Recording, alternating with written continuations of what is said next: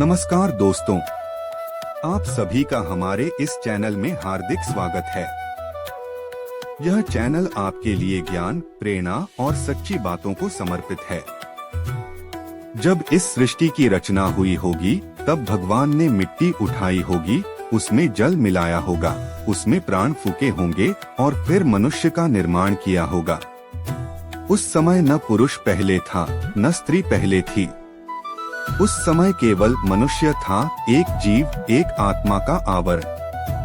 आत्मा ना पुरुष होती है, ना स्त्री होती है। आत्मा केवल चेतना होती है। भगवान ने जब नारी की रचना की तो उसे ममता दी, करुणा दी, त्याग दिया, सहनशीलता दी, प्रेम दिया, जीवन देने की शक्ति दी। और जब पुरुष की रचना की तो उसे बल दिया, सुरक्षा का दायित्व दिया, उत्तरदायित्व दिया, संघर्ष की क्षमता दी। किसी में कमी नहीं थी, दोनों पूर्ण थे। लेकिन जब संसार में अहंकार आया, जब अधिकार की लालसा आई, जब मेरा बड़ा तेरा छोटा की भावना आई, तभी दुख का जन्म हुआ। दुख भगवान की बनाई हुई कमी से नहीं आया, दुख मनुष्य की बनाई हुई सोच से आया। कई लोग आज पूछते हैं कि अगर भगवान सब कुछ ठीक बनाते हैं तो स्त्री क्यों दुख पाती है। कोई कहता है विवाह में दुख, कोई कहता है संतान में दुख, कोई कहता है समाज में अपमान, कोई कहता है पति से पीड़ा। लेकिन सच्चा सत्य यह है कि यह दुख नारी होने का परिणाम नहीं है, यह दुख अधर्म के बढ़ने का परिणाम है। रामायण में सीता जी को देखिए, क्या उनमें कोई कमी थी? नहीं।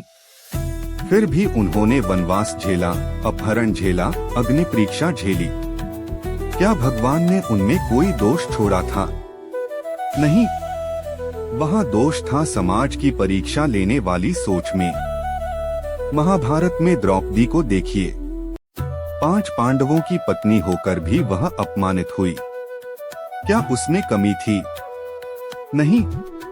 वहाँ कमी थी दुर्योधन की दृष्टि में, शकुनी की चाल में, भीष्म और द्रोण की चुप्पी में। धर्म कहता है कि जब स्त्री दुख पाती है तो उस घर का पुण्य नष्ट हो जाता है। जब नारी रोती है तो लक्ष्मी रूठ जाती है। जब माँ का अपमान होता है तो ईश्वर भी मौन हो जाता है। भगवान ने कोई कमी छोड़कर किसी को नहीं बनाया, लेकिन भगवान ने एक नियम अवश्य छोड़ा, कर्म का नियम।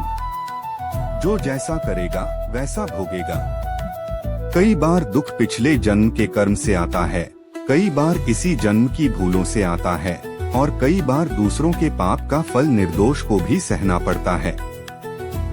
नारी का दुख सिर्फ उसका अकेला दुख नहीं होता, वह पूरे घर का दुख होता है। जिस घर में बेटी डरकर जीती है, उस घर में शांति नहीं टिकती। जिस घर में बहू अपमानित होती है, उस घर की दीवारें भी रोती हैं। जिस घर में पत्नी को कमजोर समझा जाता है, उस घर की नींद खोखली हो जाती है। समाज ने कहा नारी अबला है, लेकिन शास्त्र कहते हैं नारी शक्ति है। समाज ने कहा नारी सहन करे, लेकिन धर्म कहता है नारी का सम्मान करो।